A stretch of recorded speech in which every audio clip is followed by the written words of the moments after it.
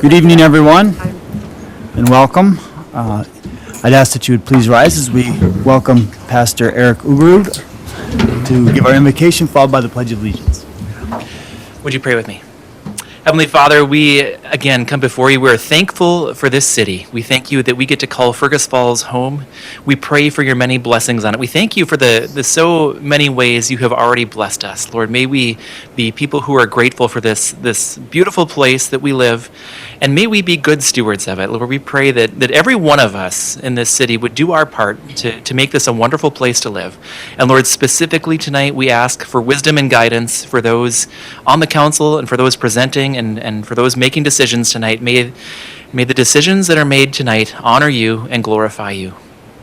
So I thank you for each person here. I pray for your blessings of peace on each one of them as they serve. In Jesus' name we pray. Amen. Amen. I pledge allegiance to the flag of the United States of America and to the republic for which it stands, one nation under God, indivisible, with liberty and justice for all. Thank you, Eric. It's 5:30, June 7th, 2021, and we'll call this meeting of the Fergus Falls City Council to order. Roll call, please. Here. Here. Here. Here. Here. Here. Here. We have a quorum. First item of the on the agenda this evening is the approval of the agenda, and I'll call on our city administrator, Andrew Brumseth. Good evening, Andrew. Yeah, good evening, Your Honor, council members. There are no changes to the agenda this evening, so we would look to have it approved as presented. And I would entertain a motion to that effect. So moved. Thank you, Jim. Second. Thank you, Brent. All in favor of that motion signify by saying aye. Aye. Opposed, same sign. That motion carries. Under public hearings, we have 3 public hearings this evening for tax housing rebates at 1337 Lenore Way, 1353 Lenore Way, and 608 Ann Street. And we'll call on our Community Development Manager, Clara Beck. Good evening, Clara. Good evening, Mayor. Good evening, council members. Thank you for having us this evening. We have before you 3 public hearings for 3 different properties that have been requested to enter into the tax rebate program. 2 of the homes are Habitat for Humanity homes, and one of the homes is a private home owned on 608 Ann Street. All 3 of the homes have already been accepted by the county program, and building has begun on all of them. So they're a little bit further along than what we would normally see entering into the program. But in regards to the Habitat for Humanity homes, I think it is in our best interest to approve them for the rebate program so that they can start to house some families in need. Any questions about the program, please let me know. Otherwise, all of the information is in their applications. Thank you. Thank you, Clara. And with that, we will have 1 public hearing for all 3 properties. So at this time, I will open the public hearing for the housing tax rebates for the properties located at 1337 Lenore Way, 1353 Lenore Way, and 608 Ann Street. Anyone wishing to speak to any of those properties, please step to the lectern and identify yourself. Seeing no one, we will close the public hearing, and it's back to the council. We will call for 3 separate resolutions. Your Honor, can I just ask one general question? Why, Yes, please do. Why is it then that they are so kind of like far in the program? You know, because obviously the HRA ones were kind of October of last year, and the other one was July. Yes, Clara? Yeah, I can speak to that. So the Habitat for Humanity homes, they entered into the program a little bit late, so their buildings were already underway when they did apply. The county dispensed with their typical rules for it and accepted them regardless, and has requested that the city do the same, so that's why they're in front of you. The 608 Ann Street property, there were some issues early on with permitting. The reason it's before you tonight is because the issues with permitting have been resolved, and at the request of the developer and homeowners, we are putting it in front of you tonight to see if you are interested in entertaining its entrance into the program. They did resolve their issues earlier on, but it took a while to get them back on the agenda. Thank you. But they do, all three properties meet the requirements of the program that's been outlined by the council. Okay, thank you. All single-family homes, no rentals. Thank you. So with that, I would entertain a resolution approving the housing tax rebate for 1337 Lenore Way. I'll offer that. Thank you, Jim. I'll second that, Your Honor. Thank you, Justin. Any particular comments on that property? Roll call, please. Gustafson. Yes. Hicks. Nope. Fish. Yes. Hayward. Yes. Tony. Yes. Rupert. Yes. Thompson. Yes. Armisen. Yes. That resolution is approved. Second resolution would be for the housing tax rebate for 1353 Lenore Way. I'll offer that. Thank you, Caroline. I'll second. Thank you, Krista. Roll call, please. Gustafson. Yes. Hicks. Nope. Fish. Yes. Hayward. Yes. Tony. Yes. Rupert. Yes. Thompson. Yes. Armisen. Yes. That resolution is approved, and the final resolution would be for the housing tax rebate for 608 Ann Street. And we'd like to offer that I'll resolution. offer that. Thank you, Jim. I'll second that, Your Honor. Thank you, Tom. Roll call, please. Gustafson. Yes. Hicks. Nope. Fish. Yes. Hayward. Yes. Tony. Yes. Rupert. Yes. Thompson. Yes. Armisen. Yes. That resolution is approved. There are no bids to award this evening. Under petitions and communications, we have a presentation and discussion for the MP Park presentation by Sarah Duffy and Tammy Bigasaw, and I see Teresa Lee is in the audience as well from the Noon Kiwanis. So welcome Sarah, welcome Tammy, welcome Teresa. Thank you, Mayor, and thank you, council members. As most of you know, my name is Sarah Duffy, and I am here as a member of Fergus Falls Noon Kiwanis and also a Fergus Falls lifer. I was raised here, and I will probably die here, so. Let's not get ahead of ourselves. You're right. I'm here to talk to you tonight about an exciting project that has been in the works for quite some time. It was put on hold with the pandemic, and I'm really excited to be moving forward in a position to move forward now that we are putting that behind us and some brighter days ahead. And I think that this project is definitely something that our community can celebrate, and hopefully the city will support it. So what I'm here tonight is to ask for the city's commitment and contribution to the project. MP Park, it is our Fergus Falls Noon Kiwanis Adopt-A-Park, but obviously it's a city park as well, and so we are looking for the city to partner with us in this project to make it a reality. And with that commitment, I'll be asking for a $200,000 contribution from the city. So before I have some pictures to show you of the current design, but before I get into that, there are kind of three main objectives that we are looking at accomplishing with this playground that I think are not necessarily currently met with the playgrounds that we have in Fergus Falls. The first and primary objective is having a playground that is accessible for children with disabilities. The school districts, as you may know, may have a swing, but that's pretty much the extent of the opportunities for children with disabilities to play at a playground in Fergus Falls. And so one of the main objectives, and I'll go through our current design, is to have a playground where kids with disabilities can play parallel with kids with non-disabled children. The second main objective that we're looking at accomplishing with this playground is a larger scale playground. This is also something that I don't think is met in Fergus. I have an 11-year-old fifth grader, and we're looking at something that kind of meets that tween adolescent age where they still have that play imagination, but they need something a little bit larger scale to challenge them, and that they can kind of interact with the equipment in a different way. So again, when we go through the equipment, I'll kind of show how we're going to meet that objective as well. And the third objective is, as we all know, in addition to MP Park being our Adopt-A-Park for Fergus Falls Noon Kiwanis, we think it is a very good location to get people to come to Fergus Falls and to have a place in Fergus Falls that is centralized for families within our community. We have the new, as everyone knows, the new libraries right there. Lake Region Healthcare is right there. It's close to downtown. So from a location standpoint, we think it's perfect to put in this larger scale playground. So with that, I have a bid, and I think this was sent to all the council members, and so you probably have already seen this, but the overall, what we are looking to raise is $500,000. And so 200,000 ask of the city is just a little bit less than half of what it's going to cost to make this project a reality. And so what you're looking at right now is this is the existing footprint of the playground, the black outline. And so a couple years ago, in conjunction with the library project, the city did a water study to see whether or not we could raise the footprint of the playground and have the remaining area of MP Park still be a stormwater basin.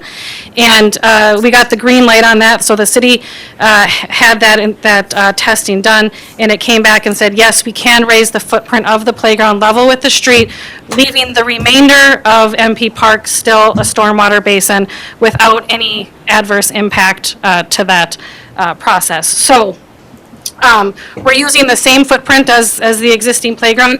That will be built up to be level with the street. That will make it accessible.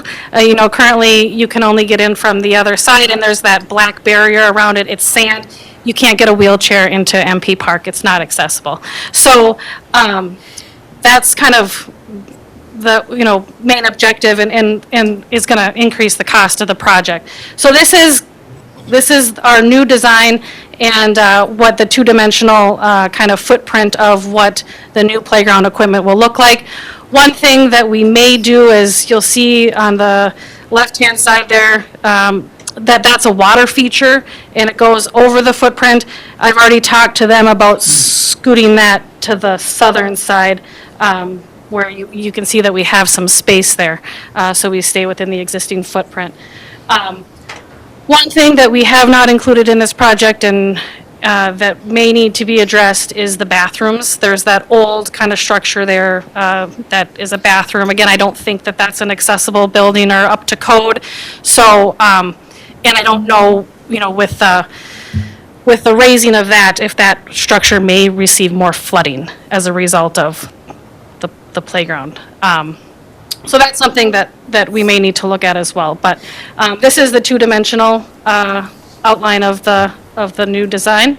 If you want to go to the next. Oh, do you have the budget?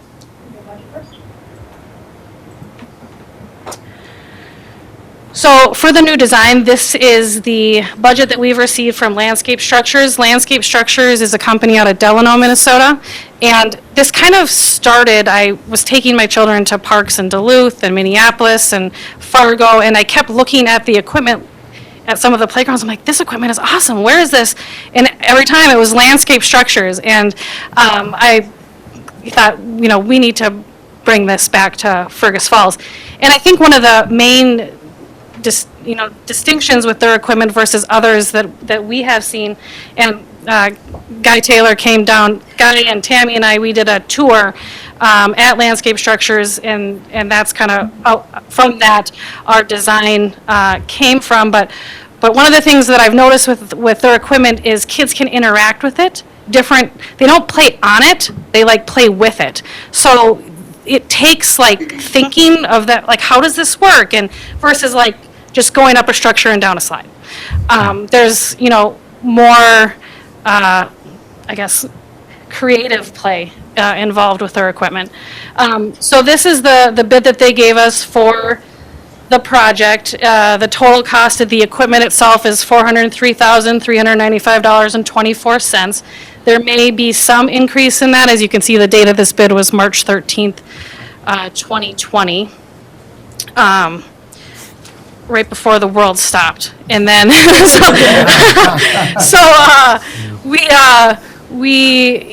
I don't believe there's going to be a significant increase in the amount of this bid, but there may be minor things, cost of materials for other things, such as we know, lumber has gone up, but this is rotomolded plastic. It hasn't really impacted that. So, In addition, so as I said before, our goal is, even though the equipment's only 403,000, our goal is to raise 500,000. It's going to cost about 50 grand to do the earthwork and the removal of the existing playground equipment. And then that gives us a little cushion. As we all know too, projects always cost more than they actually say they're going to cost. So it gives us a little cushion, and anything that we have extra, we will use for landscaping, benches, shading, structures, those types of things. So currently, we have $50,000 raised. Like I said, we started this project pre-pandemic, and because it's a city park, a lot of the grants, to be honest with you, that we've wrote, the first question that they ask is, what is the city doing? What is the city's contribution? This is a city park, and I can't answer that question without the city's commitment to the project. So once we get the city's commitment to the project, hopefully tonight, that'll give us the ammunition to go, full steam ahead and get the remaining amount of the money. So we have, like I said, about 50,000 raised so far, 20,000 from the Lake Region Foundation, 25,000 from Fergus Falls, Noon Kiwanis, and then there was a fundraiser that a local group did for us that raised about $8,000. Now we can go to the. So here is the current design. Like I said, we're still looking at doing some potential tweaks to it, but I'm pretty happy with what we have here. Our goal is to have a little something for everybody. So as you'll see, the brown area is wood chips, and the blue area is that like rubber surfacing that can be accessible. I need like a red pointer. Sure. So you'll see, we had them look at the library, and we really kind of wanted to have the same theme that the children's area in the library has. So, as you know, in the children's area of the library, there's cattails and kind of that river theme. So we have kind of the same coloring and theme in the playground as well. So, so we'll start with the cattails. One of the main things that we've talked with, getting input from parents, we did do a survey and got input from parents on what they would like to see is like a water feature.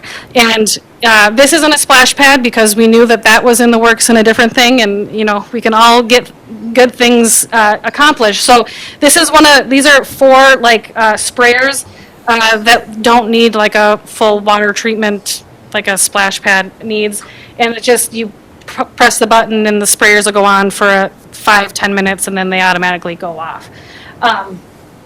And then yep, there we go. Those are some music instruments. So we have a xylophone, and then we have some chimes there. And behind that is the infant kind of 0 to 5-year-old area. And so there's kind of playhouses there. We did the marketplace so they can like there's kind of real life things that they can do there. All the swings there are accessible. So those are self-explanatory. The spinner in the middle, that's a handicap accessible item as well, and a kid can be transferred in there. And that's like your safer version of a merry-go-round, which that's the one thing I'm really gonna miss about MP Park. We still have one at Broadway, so we gotta keep that one. You didn't really experience childhood if you haven't thrown up on a merry-go-round. And then we have the kind of globish thing looking over there. That's a 2-story spinny thing as well, and all of that is rubber matting on the bottom, so kids can, again, it's accessible. This thing, what Tammy's pointing at there, you can't even really describe what that is. We did see one of those things, and every angle of it, there's hammocks in it for like I said, like the more adolescent age kids. There's 14 or 15, I think, transfer points where you could transfer a kid who has a disability on there. You can see one of them is right here. This is a transfer point. This is a transfer point. Those are kind of all over that structure. And that's one of that was like their latest and greatest structure that they came out with last year. And there's like so much to do on that thing. Your kids could go there multiple times and have a totally different play experience with that one piece of equipment. And then the larger structure, that is kind of a tower, and then it has climbing things, netting on the sides. Guy, you actually went to the top of that thing and went down the slide. I have a video of it. So, yeah. On company time? We always have lots of fun. So there's proof that even adults can enjoy this park as well. So that's kind of your bigger sized structure. But both of those structures, the kind of crazy hexagonal thing and the tower, those are geared for kids up to age 12. That's what they market them towards. So, yeah. Just one thing that is really cool about the way that they designed this and these two really cool pieces of equipment that they chose for us, they can be added on to. So in the future, if we wanted to grow this park and make it stand out even more, that they call it the helix, that big tower. There's a double helix, right? So you can just add one more hub to that gets a little bigger and more things coming off the sides. The hexagonal thing is called the Hydra, and there's a tower that goes with that as well and then would connect. And so again, you can just keep growing. We have the space for that. We're currently smaller than the current footprint of the park, and so there is some room for expansion. There's some option for that down the road. Yeah. Yep, we told them we wanted a phase 1 and a phase 2. And maybe more phases, but the tower that goes with that Hydra is Really cool. really cool. They didn't even, when we were there, they didn't even have it on the market yet. They had one in Arizona at one of their main playgrounds down there, and it is super tall, and they climb through these big towers. I mean, it was something like you've never seen before. But It would definitely be a cool spot for your younger teenagers to actually want to go and hang out. yeah. Yeah. So, I think there's one more angle of this that we can show that may show the Hydra a little bit closer, but that's a different angle. So with that, I'll entertain any questions that anyone may have. Otherwise, I would again ask that the city entertain a motion, resolution to contribute and commit to this project $200,000. Yeah, thanks, Sarah. We'll call on Bill to kind of talk through internal discussions on that. But before we call on Bill, does anyone have any questions of Sarah about the park or structures, or Tammy or Tom? What are the chances of getting a zip line? My child just fractured his wrist this weekend on a zip line. That was the one thing I said. I'm like, okay, I'm glad I didn't put the zip line in here. Actually, when I brought him to the emergency room, they said there's a medical code for a zip line fracture on playgrounds. Wow. It happens so often. Is that a question for Tammy? What are the chances of getting a zip line? Yeah, I love it. No, they do have a really cool zip line though. They really do. And I know. like I said, they left room for us to expand within the footprint. So honestly, it's just a budget thing, right? So Yeah. phase 3, that's at your zip line for you. Yep. Yeah. Your Honor, maybe we could just do the zip line across to the emergency room. I like it. Yep. Feeding business. Yep. Good idea. All right, so with that, why don't we call on Finance Director Bill Sommer to talk us through internal discussions as far as potentially funding our portion. Yeah, so the request is for 200,000, like she said. And we did talk about that a couple of years ago, actually, at the tax levy committee level. I think it was probably 2 years ago. Doesn't that sound about right? And at that time, we looked at taking that from the liquor store over like a 4-year period, so $50,000 a year. As we just walked through the audit presentation, you do know we do have funds in our liquor store fund. And when we built these projections, and I mentioned that Sandy, our Assistant Finance Director, has built out projections for that liquor fund, we've always included NP Park in for the last 2 years from those original discussions at that tax levy committee level. We haven't come to the council with it before, but we've been including it in our analysis because we knew that was on the radar and coming through. So if you choose to go that route, We do have those funds earmarked in the liquor store fund for that, as well as you'll recall, we talked about the downtown project and earmarking 400,000 for that project from that liquor store fund as well. And that'll come back before you again when we get the bond finance plan put together for that. But we've also earmarked that as far as in our analysis, as well as, just to give you a little comfort level, we do set money aside for improvements we need to do at our stores. The point of sale system we're going to be replacing, I'd say within the next year or two, some facade improvements downtown, and then various other, capital repairs that we need to do at those stores. So we are thinking about that as well, but trying to take, of course, as much out of that fund as possible and get it into the community as well, because that's why we have the fund and that's why we're doing that. So, long story short, we do have the money there if you choose to go that route, and we've been planning for it. So, any questions for me on that? Thanks, Bill. I have a question for Brian. Sure. Go ahead, Anthony.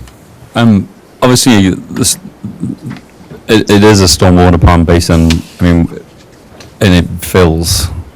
And obviously, yes, so they're looking to raise the playground area, but obviously, if we're going to displace some capacity in it. So, is there going to be improvements that we have to make to the drainage there, above and beyond this kind of 500,000? Yeah, no, to answer your question, yeah, if I recall in the report correctly, what we did, essentially there is pooling, as we all know, and everything, and those are based on display stuff, generally 50-year events, anywhere from 1 year to 50 years. We'll be displacing some water, and we identified that, so essentially you're putting your pool. When you look at the analysis for 100 and 500 year, that was also contained in that report, everything's inundated. So for probability, that's when we looked at the report and determined that not only for ADA to raise this up to meet Cascade, but to raise it up, we just figured there would be some displacement in those normal year rainfall events.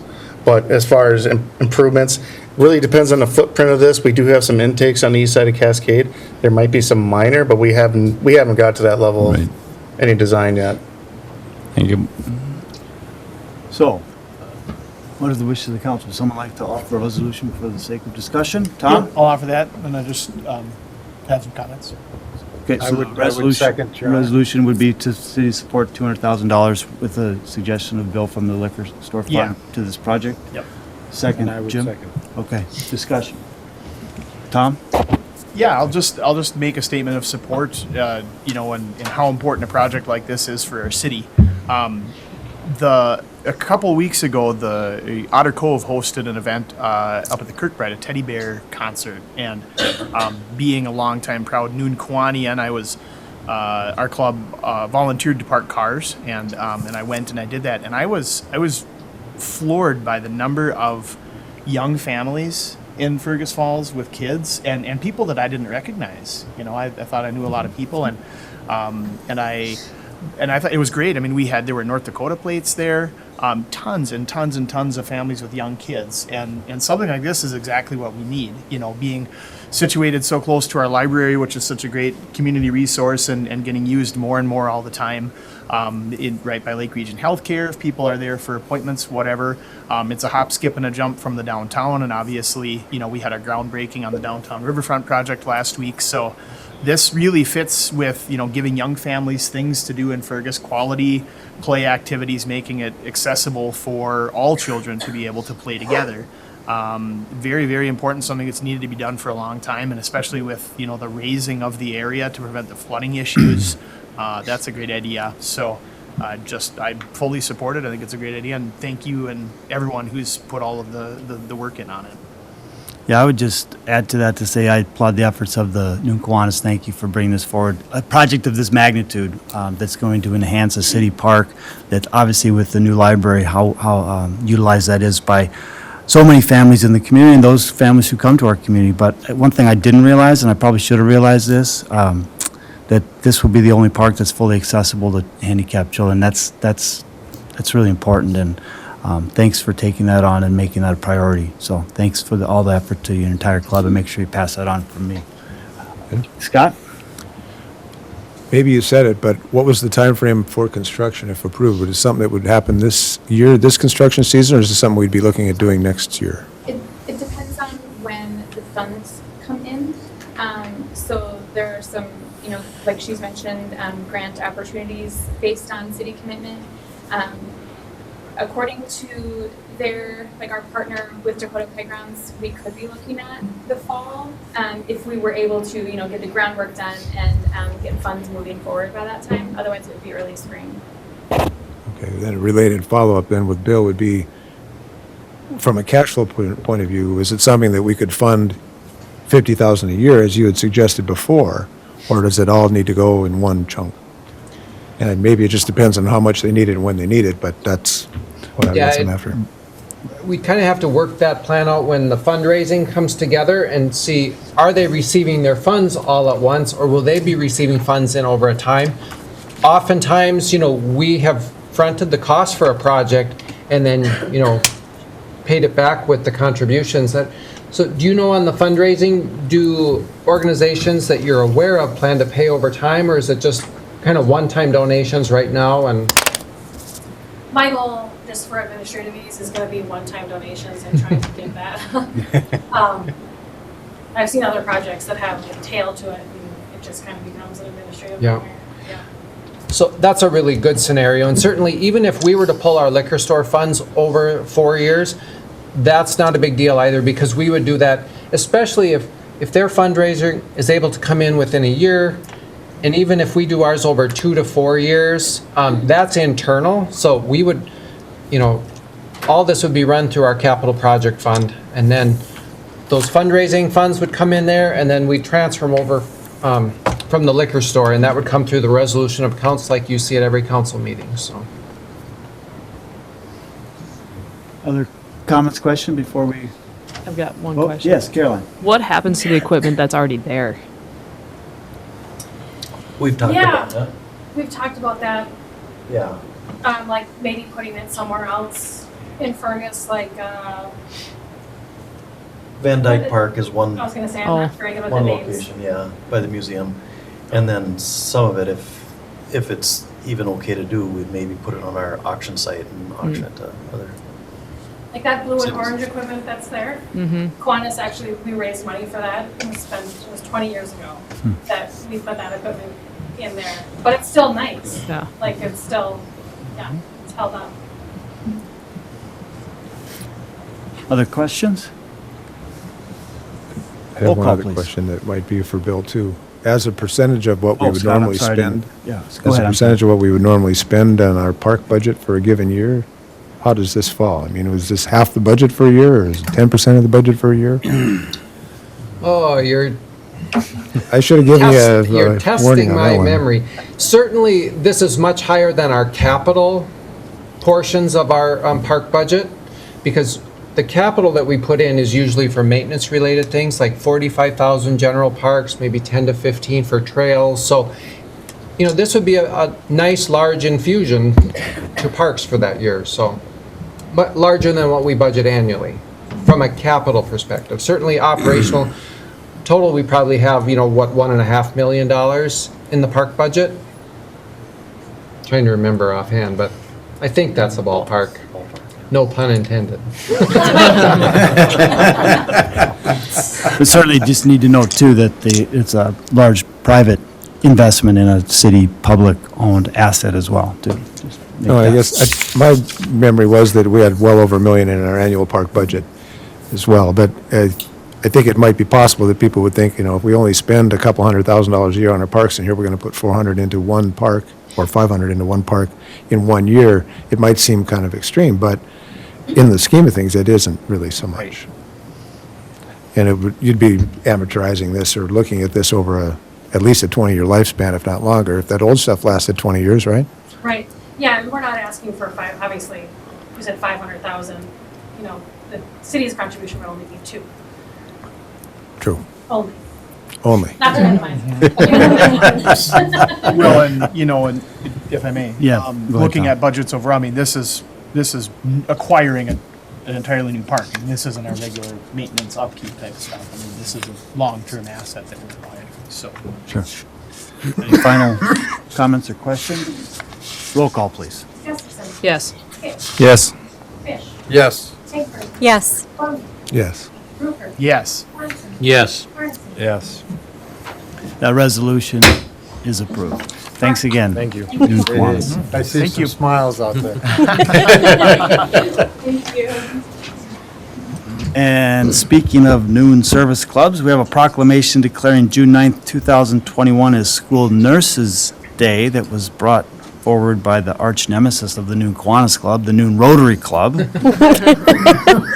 So I'm going to read this proclamation for School Nurse Day in Fergus Falls, Minnesota. Whereas students are our future, and by investing in them today, we are ensuring our world for tomorrow.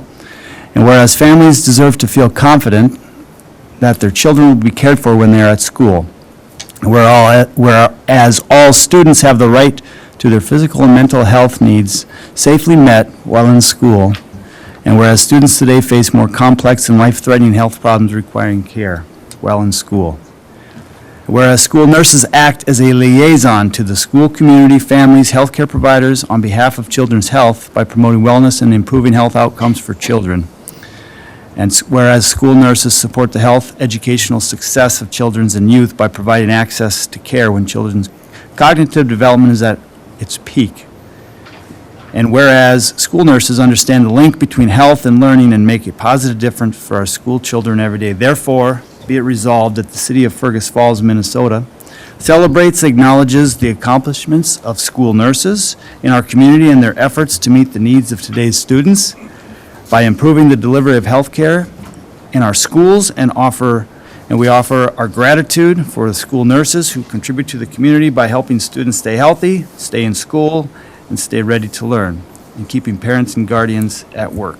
Now therefore, I, Ben Shire, do hereby proclaim Wednesday, June 9th, 2021 as School Nurses Day in the city of Fergus Falls, Minnesota, and commend its observance to all of our citizens. And the Noon Rotary Club on Wednesday, June 9th, that day, will be recognizing some local school nurses and school officials. I know Andrew Bremseth will be there. I'm sure anyone else in the public is invited to attend. That will be at the Broadway Park on June 9th. And at that time, they will be recognizing school nurses Jennifer Cohorst, Lori Jensen, and Mandy Ellison from the Fergus Falls Public School District, along with Rachel Venberg from Hillcrest and Morning Sun, and as well as Lance Wells, who is the Food Services Director. So with that, I would say thank you to our school nurses, and we are happy to make this proclamation on behalf of the work that you do. Item number 3 is an introduction of our new city planner, Karen Flom, and I will call on Claire Beck, who will introduce her. Hello. I'm so excited to introduce Karen tonight. She's been with us for almost exactly a week. She started last Tuesday, and she has dived in head first. She is handling phone calls, meeting people, and just overall, I think is going to be an excellent addition to the Community Development Department. So without further ado, Karen Flom. Welcome, Karen. Thank you, Mayor, and thank you, City Council. I just wanted to introduce myself. So like I said, my name is Karen Flum. I grew up outside of the Fargo area, and I went to university at the University of Minnesota in the Twin Cities, and bounced around after that for a little while. I spent some time in South Korea teaching English, and then once I came back, I spent about almost a decade between DC and Maryland, including going to the University of Maryland College Park for a master's in community planning. And when I was time to do some job searching, just happened to find a job back in Fargo, where I worked for a couple of years, primarily with HUD funds like CDBG and Home, but was excited to see this posting for sort of a land use and zoning and, small community where you get to do a lot of everything. So that's what really drew me to this community, and just really had a great time with my interview and getting to know the team here. So really excited to be here and excited to work with all of you. Welcome.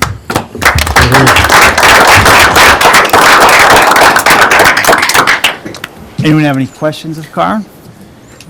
welcome to Fergus Falls. Welcome to the team. Thank you. Thank you. Thank you.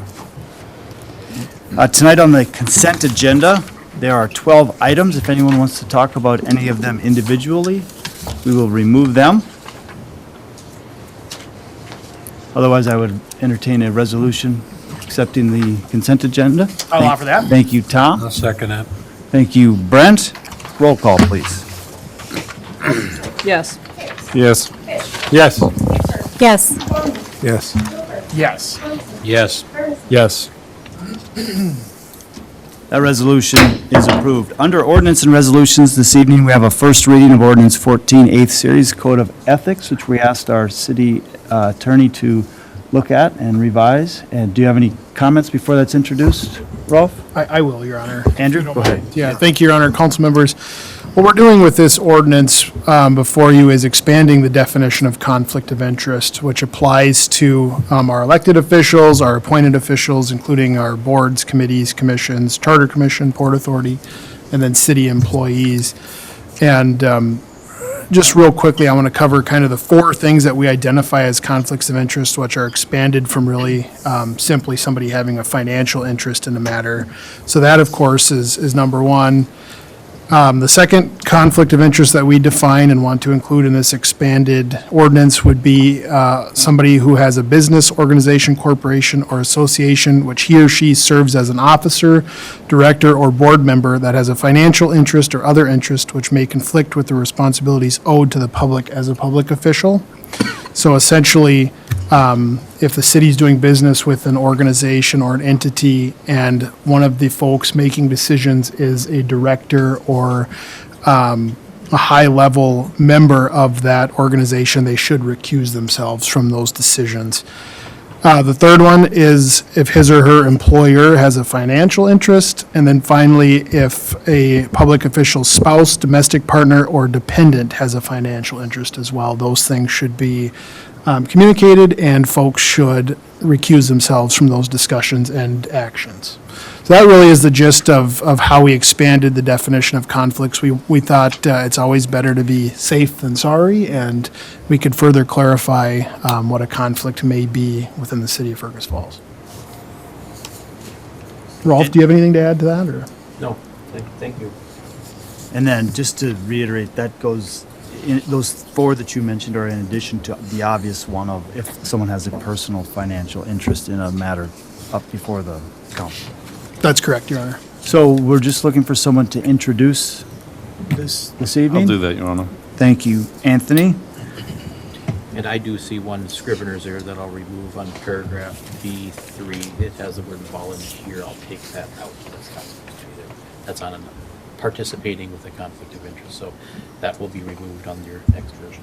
Sure. And we will have a second reading and a roll call vote on this as well. So if the public or any of the members of the council have any questions as they go through that revision to the conflict of interest, we will entertain them at our next council meeting as well. Second item is, is a resolution adopting a contract between the city of Fergus Falls and Greater Fergus Falls. Caroline discussed this at the committee of the whole meeting. Did you want to just give a brief overview? Do you have anything to add? Nothing really to add, just to reiterate that this is an appropriation of the city dollars to Greater Fergus Falls for them to dedicate economic development services to the city. Thank you. Your Honor, I would like to add that, obviously, my discussion on Wednesday was regarding this being, that we haven't got an MOU established yet. I would make a resolution that we accept the contract, but with the proviso that we get a memorandum of understanding established by the next council meeting, so that this discussion has been going on for probably a year or more, and it could go on for another year if there isn't some time limit put on it. There's a resolution to accept the contract with the understanding of a memorandum of understanding be developed by the next council meeting. The parties involved in the discussions, well, there's a resolution. Would someone like to second that so we can discuss it? I'll second that so we can discuss it. Okay. Thank you, Justin. Justin, thank you, Justin. So, Caroline or Krista, you've been involved in the discussions. I know that Natalia and Rebecca Peterson are also here. Do you have any comments to that resolution, to the timeliness of that memorandum? Did you see any thoughts? I guess it's not a bad idea. I think they'll have plenty of time to sit down and discuss that. It sounds like they've already been discussing it anyway, so they probably have some notes anyways, so. No concerns by any of the parties that have been engaged in the conversations? Okay. Yes, Justin. I second it so we can discuss it, but as a point for the committee of the whole, it was discussed, do we even need to have that? I mean. The MOA. Right. And I think some people, I don't know if anyone wants to discuss that, but we're a small part of their budget. And we're not going to micromanage how they do it. It's clear that we're hiring them to conduct services within the city, and it's a year-to-year commitment. I'm wondering if we even need to have it, I guess, is a question I have. But I'm of the belief that the memorandum of understanding can be simple, brief. It can show the trust of the city in that organization as they do their work, the support and the willingness to work with them. I don't think it has to be complicated personally, and I think that in 2 weeks they can bring us back a memorandum of understanding, and at that time, if it's works for me. I would agree. I don't think we're looking for 20 pages. I think it's, you say, keep it simple, stupid. Yep. So. We're all in this together, and I think that'll contract and that memorandum would demonstrate that. So we're all on the same page? Roll call. Gustafson. Yes. Hicks. Yes. Fish. Yes. Hickman. Yes. Tony. Yes. Rupert. Yes. Thompson. Yes. Ernest. yes. That resolution is approved. Item number 3 is a resolution approving the city attorney, I'm sorry, I was looking at the last, sorry. I was looking at the last one on the one before. It's a resolution approving a land sale and entering into a purchase agreement with Lonnie and Danielle Ballweg for a parcel of land on Southview Drive, and I'll call on Andrew Brumseth. Yeah, thank you, Your Honor, council members. We introduced this over a month ago. We had a discussion on it at our council meeting 3 weeks ago, and since that time, the Ward 2 representatives, council members Rufer and Kwame, have had a chance to discuss some of those concerns that were expressed at our meeting a few weeks ago. And they have indicated to me that the neighbors are satisfied with those discussions and that response. And if the council's in favor of moving this forward, a resolution approving this and entering into the purchase agreement that's within your packet would be appropriate at this time. Would someone like to offer that resolution? I'll offer it. Thank you, Tom. Second. Thank you, Scott. Do either of you have any comments? No, I'll just say that the property owner reached out and spoke with the surrounding the neighbors that were concerned, and it sounds like they were able to get their concerns addressed. I'm excited to see this move forward. And I guess a side note is that I spoke with Andrew earlier today about establishing a more formal process for this type of thing in the future, where someone is interested in purchasing city land. I think having a standardized procedure that we follow with notification timelines and that kind of thing would be good, so we're working on that. Sure. Well, thank you for reaching out to the neighbors and getting their input in this matter. Any other thoughts? Roll call, please. Gustafson. Yes. Hicks. Yes. Fish. Yes. Hickman. Yes. Tony. Yes. Rupert. Yes. Thompson. Yes. Ernest. Yes. That resolution is approved. Tonight, under presentation of claims, we have claims in the amount of $2,963,402.53. And if anyone has any questions, we will direct them to our Finance Director, Bill Sonmore. If not, I'll offer the resolution to pay the bills. thank you, Jim. I'll second. Thank you, Krista. Roll call, please. Gustafson. Yes. Hicks. Yes. Fish. Yes. Hickman. Yes. Tony. Yes. Rupert. Yes. Thompson. Yes. Ernest. Yes. That resolution is approved. There are no board, committee, or department reports. There are no reports from administrative officers or staff, and there is no old or unfinished business, and there's no new business that I'm aware of. Lynn, do you have any miscellaneous announcements? Nope, but it does look like we'll have enough for our committee of the whole next Wednesday, so we plan that. next Wednesday will be the committee of the whole meeting. With that, Summerfest coming up. pardon? Summerfest next weekend. Oh, yeah.